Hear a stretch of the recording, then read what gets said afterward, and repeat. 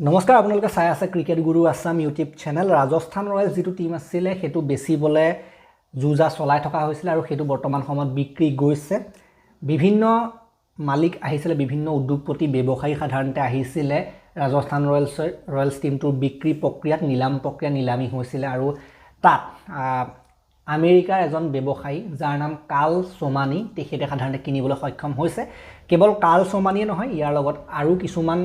কোম্পানীও জড়িত হৈ আছে তেখেতে অকলে কিনা নাই কাল সোমানীৰ লগতে আছে তাত ওয়ালমাৰ্ট কোম্পানীৰ লগতে তাত আছে গাড়ীৰ কোম্পানী যেটো ফৰ্ডৰ গাড়ী যেটো কোম্পানী কাৰৰ কোম্পানী হেতু আছে গতিকে কাল সোমানী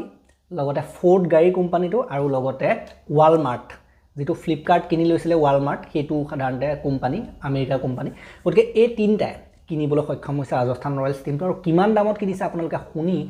আচৰিত খাব 15000 কোটিতকৈও ওপৰ বুলি আমি জানিব পাৰিছো 15000 কোটিতকৈ ওপৰ 15301 কোটি বিভিন্নজনে বিভিন্ন ঠাইত বিভিন্ন ধৰণৰ ধনৰাশি লিখি থলেও আচল ধনৰাশিটো 15301 কোটি বুলি আমি জানিব পাৰিছো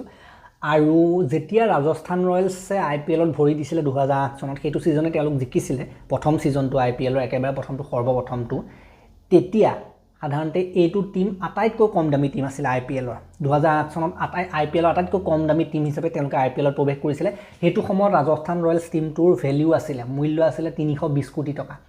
কোট 320 কোটি টকা কোট 15301 কোটি টকা চিন্তা কৰি চাওক কিমান আইপিএল আগবাঢ়ি গল আইপিএল টিম বিলাক কিমান আগবাঢ়ি গল আইপিএলৰ ব্ৰ্যান্ড ভ্যালুটো কিমান ওপৰলে গুছি গল এটা সময়ত যেটো টিম 320 কোটিত আৰম্ভ হৈছিল হেতু টিমৰ দাম বাঢ়ি আহি ভ্যালু বাঢ়ি আহি আজি 15301 কোটি হৈছে গতিকে চিন্তা কৰি চাওক কিমান পাৰ্সেন্টেজ বাঢ়িলে চিন্তা কৰি চাওক নিজে এবাৰ উলিয়াই চাওক 320 কোটিটো 15301 কোটি হ'বলৈ কিমান পাৰ্সেন্টেজ বাঢ়িব লাগে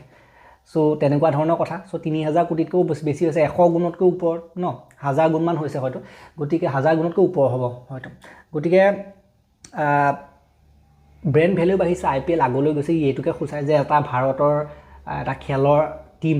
ইমান আগলৈ গৈছে আমেৰিকা মানুহ আহি কিনিবলগীয়া আছে আমেৰিকা কোম্পানী কিনিবলগীয়া হৈছে গতিকে হেতু ফালবা চাবলৈ গলে খেলটো আগবাঢ়ি গৈছে এটো আমি জানিব পাৰিছো যেটো আৰসিবি টিম হেতু বিকি গৈছে তাৰ ওপৰত মই হয়তো এটা এক্সট্ৰা ভিডিও দিম পাছত দিনৰ ভাগত হয়তো এইটো ৰাজস্থান ৰয়েলছৰ কাৰণে আছিল এইটো ভিডিও গতিকে কৈছিলে কিছুমানে যে অলপ আপুনি আলোচনা কৰি দিলো ভাল লাগিলে যদি শেয়াৰ কৰি দিব অলপ আৰু চেনেলটো নতুন কৈ আহিছে যদি সাবস্ক্ৰাইব কৰি ঘণ্টাটো দবাই থৈ যাবলৈ নাপাহৰিব আমাৰ চেনেলটো 1 লাখ হোৱাই নাই আপোনালোকে কৈ আছিল যে টি20 ওয়াৰ্ল্ড কাপৰ সময়ত আমি সাবস্ক্ৰাইব কৰাই দিম আপোনাক ভিউ বঢ়াই দিম শেয়াৰ কৰি কিন্তু নহলে সেই কামটো টি20 ওয়াৰ্ল্ড কাপৰ সময়ত 1000-1200 এনেকুৱা মানুহ বাহিলে ইমান নাই গতিকে হেতু আপোনালোকৰ দায়িত্ব শেয়াৰ কৰি থকাটো ভিডিও দিয়াটো আমাৰ দায়িত্ব ধন্যবাদ